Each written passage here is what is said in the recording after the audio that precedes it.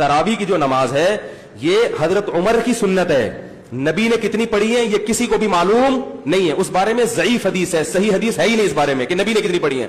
وہ جو حدیث ہے نا کہ نبی غیر رمضان اور رمضان میں 8 سے زیادہ نہیں پڑھتے تھے، یہ حدیث سند کے لحاظ سے صحیح ہے، متن کے لحاظ سے صحیح نہیں ہے، یہ متن میں اضطراب ہے، کیونکہ دوسری حدیث میں آتا ہے کہ رمضان میں زیادہ پڑھتے تھے، نہیں آ رہی بات۔ اور دوسرا اس حدیث کا تراوی سے کوئی تعلق ہے ہی نہیں، یہ عام معمول ہے جو رمضان اور غیر رمضان میں تھا۔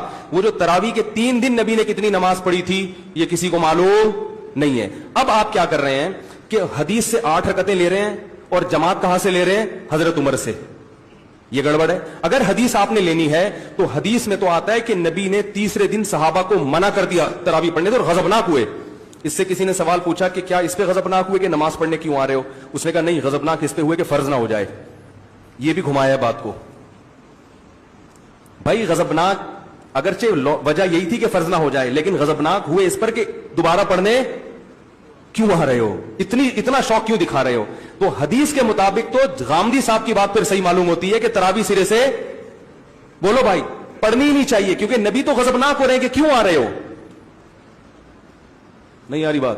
اس غضب کی اصل وجہ یہی تھی کہ فرض نہ ہو جائے، مگر اس اصل وجہ کی بیس پر آپ نے جب منع کر دیا تو پھر آپ کیوں پڑھ رہے ہو؟